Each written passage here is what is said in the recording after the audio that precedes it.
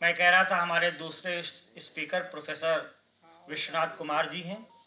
आप बनारस में प्रोफेसर हैं इकोनॉमिक्स के। तकरीबन 25 इयर्स का आपका टीचिंग एक्सपीरियंस है और 5 से ज़ायद पीएचडी स्कॉलर्स के आप गाइड रह चुके हैं। आपका टॉपिक है financial wellbeing, government initiatives and its impact. Sir, kindly come on the dice and deliver your valuable lecture.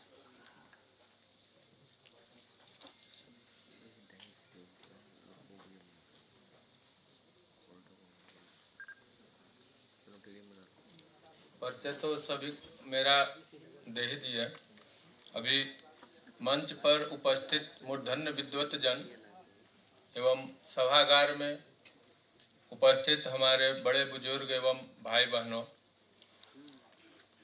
अर्थशास्त्र की दृष्टि से फाइनेंस एक बहुत ही महत्वपूर्ण अंग है और जो आधुनिक अर्थशास्त्र है, अर्थशास्त्र तो जीवन का बहुत ही जुड़ा हुआ प्रश्न है और आदिकाल से चला आ रहा प्रश्न है। हर सभ्यता में अर्थ का महत्व रहा है और खास करके प्राचीन भारतीय सभ्यता में जो 4 पुरुषार्थ बताया गया था, धर्म, अर्थ, काम और मोक्ष, तो इस तरह की बातें हर सभ्यता में कहीं न कहीं है। हम भले नहीं जानते हो एक दूसरे की बातों को, लेकिन हर सभ्यता में कुछ कॉमन चीज़ें हैं और कहा गया है कि धर्मस्य मूलम अर्थ और अर्थस्य मूलम राज्यम। तो धर्म का मूल ही अर्थ है और सभी लोग धर्म को प्राथमिकता देते हैं, लेकिन उनका बेस अगर मजबूत नहीं होगा तो अर्थ के अभाव में धार्मिक क्रियाएं भी संचालित होना संभव नहीं हो पाएगी। फिर भी आधुनिक काल में जो अर्थशास्त्र की परिभाषा एडम स्मिथ ने दिया, उसमें उन्होंने धन को ज़्यादा महत्व दिया। कहा कि अर्थशास्त्र धन का विज्ञान है। तो उनकी आलोचना भी हुई। धार्मिक जमाना था उस समय, एडम स्मिथ के काल तक बहुत आधुनिकता नहीं आई थी, तो लोगों ने उनकी बहुत आलोचना की कि केवल अर्थ के लिए पूरा मानव जीवन को व्यर्थ करना कहाँ तक संभव है। तब बातें उन्होंने फिर या और लोगों ने जो जोड़ी कि धन का मतलब केवल भौतिक धन ही नहीं है, स्वास्थ्य भी धन है। तो wealth is health is wealth. तो सारी चीज़ें इसमें जुड़ती गई और व्यापक अर्थशास्त्र भी अपने को व्यापक बनाता गया। विज्ञान की यही एक खूबी होती है, विज्ञान कभी भी अपने को पूर्ण नहीं मानता है और जब भी कुछ उसकी खामियां नज़र आती है वो अपने में सुधार कर लेता है। और इसी तरह विज्ञान के साथ जुड़े हुए सारे शास्त्र भी वैज्ञानिक शास्त्र ही आज है। अर्थशास्त्र भी एक विज्ञान की तरह ही अध्ययन किया जाता है। और रही बात हमारी, एक अर्थशास्त्र में एक पूरा पार्ट अलग किया गया, फिर उनके बाद एडम स्मिथ की आलोचना हुई तो मार्शल ने फिर आया अपनी बात को जोड़ा कि कल्याणकारी अर्थशास्त्र। अर्थशास्त्र धन का विज्ञान है, लेकिन वह किसके लिए है? मानव के कल्याण के लिए जो धन का अर्जन करना, उसको खर्च करना। तो इस तरह से बातें आते आते आई कि वित्त की भी बात जो है, आज का फाइनेंशियल वेलबींग की जो आज बात हो रही है, प्राचीन काल में जब मुद्रा का आविष्कार नहीं हुआ था तब से ही हम लोग लेन देन, उधार चुकाना, उधार लेना, और ग्रामीण क्षेत्रों में आज भी जहाँ पर बहुत आधुनिकता नहीं आई है, आदिवासी क्षेत्रों में या गांव में हाट मेला में, बाजार में, हमारे गांव में हमें याद है कि पहले कुछ जो किसान होते थे उनके पास अगर अनाज का स्टॉक होता था तो सीजन आते आते गांव के लोगों के पास जो मजदूर होते थे, छोटे किसान होते थे, उनका स्टॉक खत्म हो जाता था तो उनके यहाँ से वह उधार लेते थे खाने के लिए अनाज, और उनको पैसा नहीं होता था। तो सीजन पर चूँकि सबके पास अनाज हो जाता था, मजदूरों के पास भी हो जाता था, वो अगर किसी के खेतों में काम करते थे तो मजदूरी के रूप में उनको मिल जाती थी। यहाँ तक कि जो कुछ काम नहीं करते थे, खेत में कटाई होने के बाद खेतों में से अनाज इकट्ठा कर लेते थे कुछ, तो उनको फिर लौटाना होता था। तो एक क्विंटल अगर लिए हैं, पहले मन हम लोग के यहाँ चलता था 1 मन, तो उसको उनको ज़्यादा लौटाना पड़ता था सीजन के काल में, 1.5 मन, 1.25 मन, तो 1.5 सवाई, इस तरह की सिस्टम थी। तो लेन देन बहुत प्राचीन काल से चला आ रहा है। और उधार वित्त जो अर्थशास्त्र की दृष्टि से वित्त में 4-5 चीज़ें आती है: आय, व्यय, बचत, उधार और निवेश। ये 5 चीज़ें महत्वपूर्ण वित्त के अंतर्गत आती है। तो एक और हम लोग कहते हैं कि जो अर्थशास्त्र भले ही थोड़ा सा सैद्धांतिक रूप से जो उसको पढ़े नहीं है तो उनको अनजान लगता होगा या लगता है कि यह विषय के रूप में कठिन है, लेकिन व्यवहार में जो मनुष्य है, कोई भी परिवार का मुखिया है, साधारण जो एक मध्यम परिवार का मुखिया है खास करके, वो अपनी सारी जो गतिविधियां करता है वह आर्थिक रूप से जैसे अर्थशास्त्री करते हैं उसी तरह, भले वह अर्थशास्त्र को न जानता हो लेकिन अर्थशास्त्री की तरह वह व्यवहार करता है। तो हमारे साथ जो कम इनकम ग्रुप के भारत की जो स्थिति है, भारत एक कम आय वाला देश है और आकार की दृष्टि में जैसे हम लोग कुछ बड़ा होते जा रहे हैं। भारत की अर्थव्यवस्था विश्व के अर्थव्यवस्था में हम लोग 5वें आकार पर आ गए हैं, लेकिन जब हम प्रति व्यक्ति आय की स्थिति पर आते हैं तो हमारा स्थान 140 के आसपास चला जाता है। मतलब बड़े तो हैं लेकिन आबादी हमारी भी बहुत ज़्यादा है, उसके कारण अगर प्रति व्यक्ति आय की अवधारणा आती है तो हमारा स्थान बहुत पीछे चला जाता है। इसी तरह से विकास के क्रम में भी हम लोग जब यूएनडीपी का जो प्रोग्राम आता है उसमें इंडेक्स बनता है, सूचकांक, मानव विकास सूचकांक, तो उसमें भी हम लोग 133, लगभग 200 देशों में 131-32 के स्थान पर पहुंच जाते हैं। तो मानव विकास सूचकांक में भी 3 बातों का ध्यान रखा जाता है और यहाँ भी जो खुशहाली इंडेक्स की बात हो रही है, खुशहाली की बात हो रही है, उसमें भी लगभग वो चीज़ें तो रहती है, कुछ और चीज़ें जुड़ जाती हैं जैसे शिक्षा, आय और स्वास्थ्य। यह मानव विकास सूचकांक में भी जोड़ा जाता है, इसका डाटा लिया जाता है। और खुशहाली इंडेक्स में थोड़ा सा इसमें और जैसे तनाव है, वातावरण आपसी में, इन सब को भी हम लोग उसमें जोड़ते हैं। और दुर्भाग्य से हम लोग खुशहाली इंडेक्स में भी पीछे चले जाते हैं। अभी फिनलैंड देश है, वह कई वर्षों से खुशहाली इंडेक्स में सबसे ऊपर है और भारतीय उपमहाद्वीप में भूटान का क्रम सबसे ऊपर रहता है। भूटान जबकि बहुत छोटा देश है लेकिन वहाँ पर प्राकृतिक रूप से वन क्षेत्र है और बहुत शांत वातावरण है, वहाँ कम आबादी है, इन सब का प्रभाव पड़ता है। अब भूटान खुशहाली इंडेक्स में हम लोगों से काफ़ी आगे हो जाता है। रही बात हमारी वित्त विकास के लिए है। आर्थिक विकास की अवधारणा शुरू से ही आर्थिक वृद्धि पर अर्थशास्त्रियों ने जोर दिया। वृद्धि को पहले उन लोगों ने विकास मान लिया, विकास अलग चीज़ है, बाद में यह डिफिनीशन आई कि नहीं, केवल वृद्धि का मतलब आकार में वृद्धि, प्रति व्यक्ति आय में वृद्धि होना ही पहले अर्थशास्त्रियों ने विकास मान लिया था। लेकिन वर्तमान में धीरे धीरे उसमें कई आयाम जुड़ते गए और आज जो सस्टेनेबल डेवलपमेंट की बात होती है, सतत विकास की बात होती है, उसमें 3 मुद्दों को जोड़ा जाता है। प्रति व्यक्ति आय तो आधार रहेगी ही, आय के बिना हम बहुत सी चीज़ें प्राप्त नहीं कर सकते हैं, लेकिन रीडिस्ट्रीब्यूशन के बाद प्रति व्यक्ति आय में वृद्धि के साथ साथ असमानता में कमी होनी चाहिए। जो असमानता में कमी के आगे फिर तीसरी बात इन्होंने जोड़ी कि पर्यावरण का जो प्रदूषण हो रहा है, विकास के साथ साथ प्राकृतिक संसाधनों का दोहन हो रहा है, उसको कैसे सतत विकास के नाम पर कि हम आने वाली पीढ़ियों के लिए भी प्राकृतिक संसाधन छोड़ के जाएं। केवल सभी संसाधनों का उपयोग करके हम आज वर्तमान में प्रति व्यक्ति आय बढ़ा लेंगे, लेकिन आने वाले जो पीढ़ियां हैं उनके लिए साफ हवा, स्वच्छ जल और कई तरह की जो प्राकृतिक वन संपदाएं हैं, प्राकृतिक जो जल संपदाएं हैं, वो सब हम उसका क्षरण करते जा रहे हैं। उन पर हम कैसे नियंत्रण करें। तो इन सब बातों को जोड़ते हुए आज जो वित्त की बातें कहाँ से आती है और इसकी आवश्यकता क्यों पड़ती है। आय सबसे महत्वपूर्ण चीज़ तो आय है, लेकिन आय की एक सीमा है।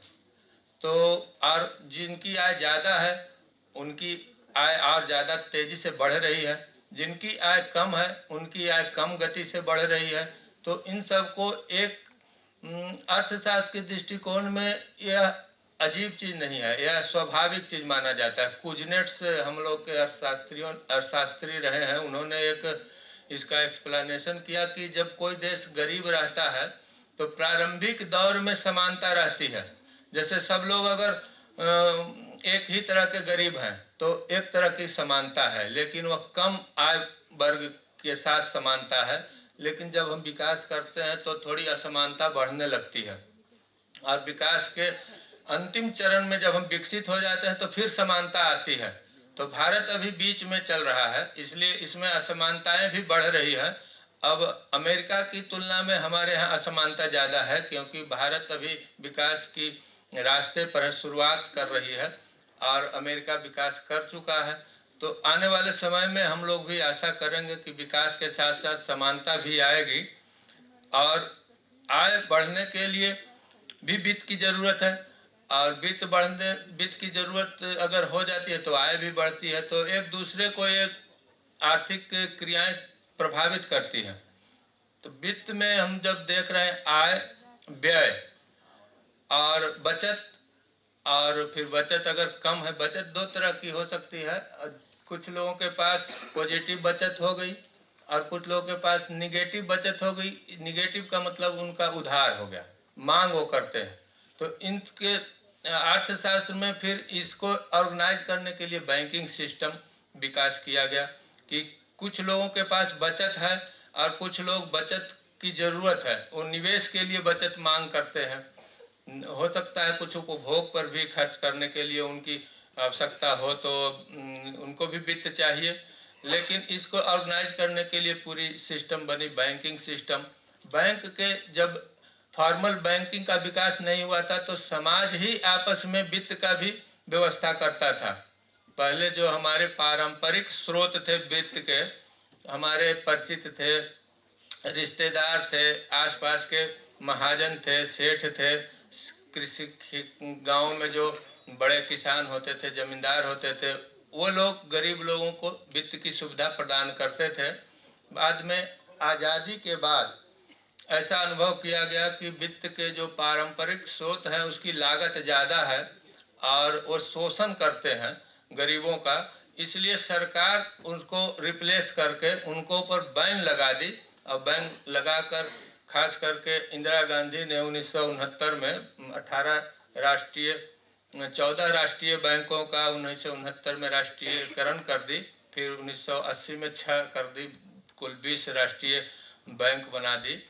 और उसका मुख्य उद्देश्य यही था कि ग्रामीण क्षेत्रों में या जो गरीब क्षेत्र हैं जहाँ पर वित्त के स्रोत पारंपरिक हैं, वहाँ पर अर्थशास्त्र में हम लोग पढ़ते थे कि भारत के किसान गरीब हैं और ऋण के जाल में उलझ जाते हैं। और इसका कारण क्या है कि जो महाजन सेठ ऋण देते हैं उसकी लागत अधिक है, रेट ऑफ इंटरेस्ट अधिक है और उनको वसूलने में कड़ाई करते हैं। तो उन सब से बचाने के लिए सरकारी वित्त का व्यवस्था की गई। लेकिन हमारी आवश्यकताएं इतनी बड़ी है कि आज़ादी के बाद और प्रधानमंत्री मोदी जी ने 14 में जो जन धन योजना शुरू की, वहाँ तक आते आते भी हम सभी लोगों को सरकारी बैंकिंग से नहीं जोड़ पाए। तो एकाएक जब मोदी जी की सरकार आई तो उन्होंने 15 अगस्त 1914 को लाल किले से एक नई योजना का शुभारंभ किया, जन धन योजना। और उस समय उन्होंने आशा की थी कि 7.25 लाख बैंकिंग कर्मचारियों को बोला गया था उनकी कि 7.5 करोड़ बैंक खाता खोलें कम से कम एक सप्ताह में। लेकिन उनकी योजना इतनी सफल हुई कि वो वर्ल्ड रिकॉर्ड में उसका बन गया और उससे जितना लक्ष्य था उससे कई गुने खाते खुल गए। और आज लगभग 50 करोड़ लोगों का जन धन अकाउंट में खाता खुला है। उसमें से हालांकि कुछ खाता अभी मतलब मृत प्राय ही है, उसमें कोई लेन देन नहीं हुआ है, लेकिन अधिकांश खाता में कुछ न कुछ लेन देन हो रहे हैं और उसमें 50,000 करोड़ से भी ज़्यादा उसमें धन जमा हो गए हैं। और सरकार की भी कई योजनाएं उसके द्वारा काम कर रही है, जो डायरेक्ट बेनिफिट स्कीम है। तो सरकार के प्रयास तो अपनी जगह हैं ही, और अगर सरकार के प्रयास में व्यक्ति का प्रयास और समाज का प्रयास जुड़ जाता है तो वह ज़्यादा प्रभावशाली हो जाता है। क्योंकि केवल सरकार के भरोसे जब हम लोग रहते हैं तो उसका सबसे ज़्यादा दुष्परिणाम समाज उससे कट जाता है। और इसका छोटी छोटी बातों पर हम लोग अनुभव करते हैं कि जहाँ अभी गांव में हम लोग एक दूसरे के अपने दरवाजे पर सफाई कर लेते थे रोज़ या सप्ताह में एक बार, अब योजनाएं सरकार ला रही है, गांव में भी सफाई कर्मचारी रखे जा रहे हैं। अब लोग इंतज़ार करने लगते हैं कि यहाँ सफाई कर्मचारी आएंगे तब झाड़ू लगाएंगे, और सरकार के कर्मचारियों की थोड़ी सी रुचि भी उतनी नहीं होती है, तो सफाई का काम भी ढंग से नहीं हो पाता है। दूसरी, जो वित्त के जो ज़रूरतें किसकी है, सबकी है। तो भारत सरकार की योजना अलग अलग वर्ग के लिए अलग अलग कई योजनाएं भारत सरकार ने लाई हैं, कई राज्य सरकारों ने भी लाई हैं। किसानों के लिए भी किसान क्रेडिट कार्ड की योजना लाई है। उसी तरह से विद्यार्थियों के लिए स्टूडेंट्स क्रेडिट कार्ड की योजना लाई गई है। खास करके बिहार में इसको ज़्यादा महत्व दिया जा रहा है, और जो विद्यार्थी पढ़ने के लिए ऋण लेते हैं उनको बहुत कम ब्याज की दर पर ऋण उपलब्ध कराया जाता है। और जब विद्यार्थी पढ़ाई करके रोजगार के क्षेत्र में चले जाते हैं तो फिर वहाँ से उनको उसकी भुगतान किया जाता है। तो इसके अलावा भी भारत सरकार की तरफ से कई योजनाएं चलाई जा रही हैं, जिसका कई लोगों ने जिक्र भी किया। जैसे रोजगार से जोड़ा गया है, रोजगार के लिए वित्त कर योजना हो गई, पढ़ाई के लिए वित्त योजना हो गई, किसानों के लिए वित्त योजना हो गई, और सेल्फ हेल्प ग्रुप, कोऑपरेटिव, और उसी में एक जो नया कंसेप्ट आया फाइनेंशियल इंक्लूजन में एक माइक्रो फाइनेंस की बात आई। क्योंकि बड़े बड़े जो राष्ट्रीयकृत बैंक थे और निजी क्षेत्र के बड़े बड़े बैंक थे, उन्होंने एक टारगेट बेस बना लिया कि जिनकी आमदनी पर्याप्त है उन्हीं को अपने साथ जोड़कर काम करते थे। तो भारत गरीब देश में बहुत सा बड़ा वर्ग उस तरह के जो कम इनकम ग्रुप वाले वर्ग रहे, वह बैंकिंग सेक्टर से नहीं जुड़ पाए। उनको जोड़ने के लिए माइक्रो फाइनेंसिंग का एक कंसेप्ट आया कि बैंक आपके द्वार, जो लोग बैंक नहीं जा सकते हैं तो स्वयं बैंक उनके द्वार पर चली जाती है और उनकी आवश्यकताओं के अनुसार उनसे बातचीत करती है और उनको उधार भी देती है और उनसे फिर वसूली भी करती है।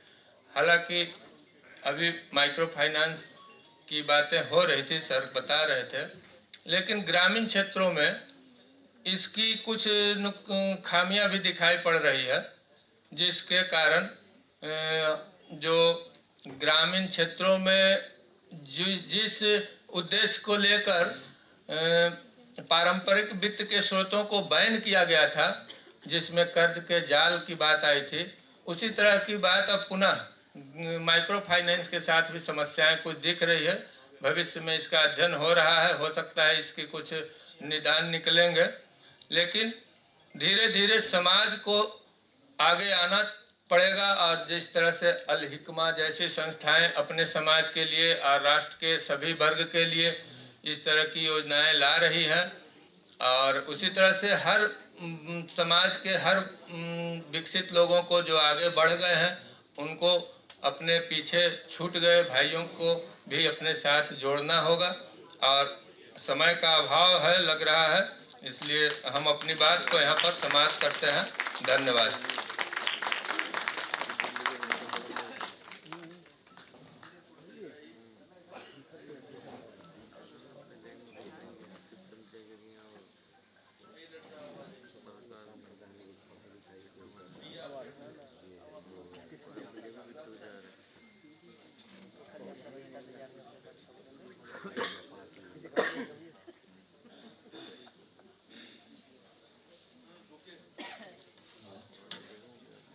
बहुत शुक्रिया प्रोफेसर विश्वनाथ कुमार जी। हमारे लिए बड़ी खुशी की बात है कि आज की इस कॉन्फ्रेंस और एनुअल फंक्शन के चीफ गेस्ट इज़्ज़त माब नजीब जंग साहब तशरीफ़ ला चुके हैं। मैं अल हिकमा फाउंडेशन के चेयरमैन डॉक्टर ज़ियाउद्दीन साहब से गुजारिश करता हूं कि वो आपकी खिदमत में गुलदस्ता पेश करें।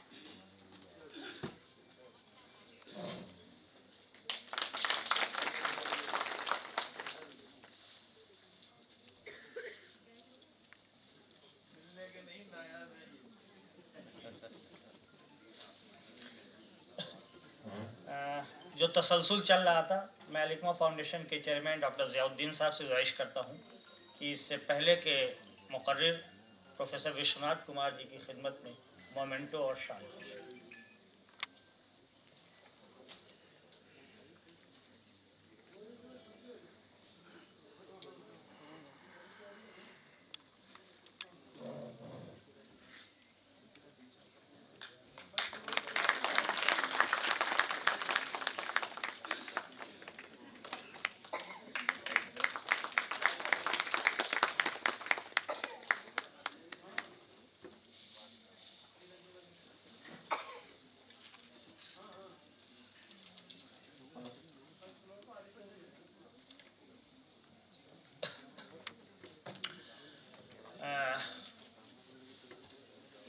हमारे अगले मुकर्रिर हैं जो आज की इस कॉन्फ्रेंस के गेस्ट ऑफ ऑनर भी हैं, मेहमान मुकर्रिर president interfaith harmony foundation of India New Delhi के प्रेसिडेंट हैं